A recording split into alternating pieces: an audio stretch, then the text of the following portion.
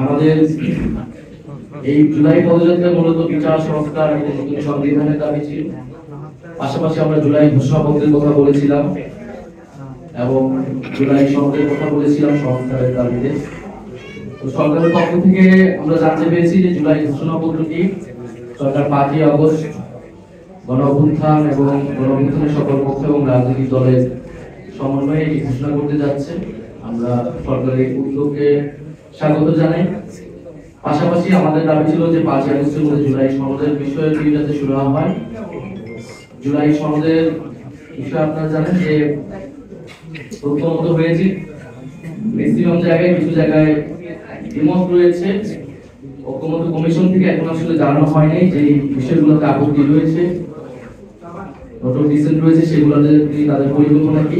এবং আমরা ঐক্যমত কমিশনের যে প্রশ্নটি তুলেছি লাস্ট সেশনগুলিতে আমাদের সদস্য সচিব এখানে ছিলেন যে এটা বাস্তবায়ন পদ্ধতি কি, সেটা নিয়ে ঐক্যমত কমিশন কথা বলেনি। ফলে আমাদের এই বাস্তবায়ন পদ্ধতি সুরাহা হয়ে আমাদের এই জুলাই সনদে সকল দল স্বাক্ষর করবে। এর কিভাবে বাস্তবায়ন হতে যাচ্ছে এবং আমরা বলেছি যে জুলাই সনদের আইনি ভিত্তি থাকতে হবে।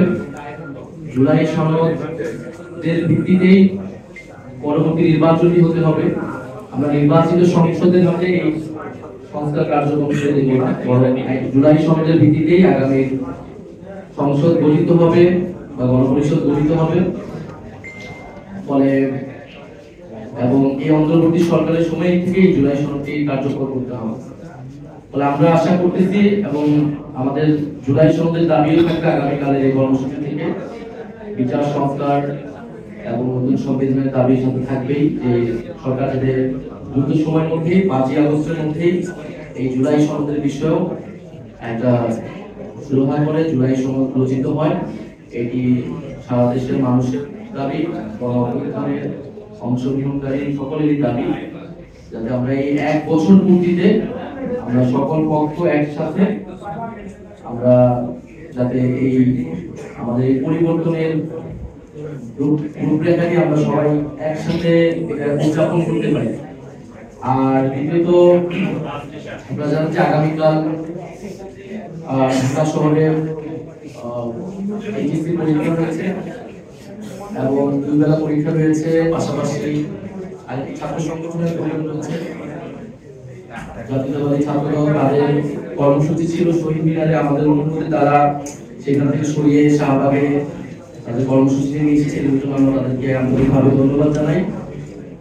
এবং যেহেতু 2টি বড় কর্মসূচি থাকবে এই এলাকায় এবং পরীক্ষা থাকবে, ঢাকা শহরে কিছুটা যানজট ভোগান্তি হবে, তার জন্য আমরা দুঃখ প্রকাশ করে দিচ্ছি ঢাকা শহরের মানুষের কাছে, শিক্ষার্থীদের কাছে। কারণ এটা যেহেতু 3রা আগস্ট একটা ঐতিহাসিক দিন, এই দিনে আমাদেরকে এটি এই কর্মসূচি করা লাগতেছে। আমরা আমাদের বন্ধের দিন চেষ্টা করতাম, কিন্তু এই দিনের সিগনিফিকেন্সের কারণে আমাদের এটা করা লাগতেছে। তারপর আমাদের জায়গা থেকে আমরা সর্বোচ্চ সতর্ক থাকবো এবং সর্বোচ্চভাবে আমরা সব চেষ্টা করবো যাতে মানুষের ভোগান্তি কম হয়। আমরা প্রশাসনের সাথে বৈষম্যবিরোধী ছাত্র আন্দোলন পার্টির পক্ষ থেকে, কমিটির পক্ষ থেকে আমরা যেই ঘোষণাপত্রটি আকাঙ্ক্ষা করি তার একটা কষ্ট আমরা সরকারের কাছে দিয়েছি। সরকার যখন বলেছে সরকার দায়িত্ব নিয়ে এটি ঘোষণা করবে এবং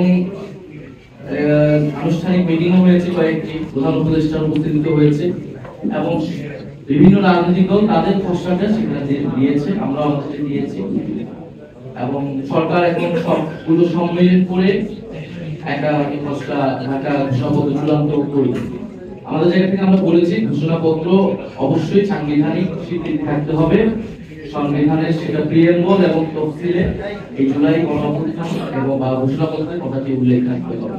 আমরা আশা করতেছি যে সরকারের জায়গা থেকে সেই বিষয়টি নিশ্চিত করা হবে, সকল রাজনৈতিক দল এই বিষয়ে সেটা সমর্থন দেবে এবং কমিটমেন্ট দেবে।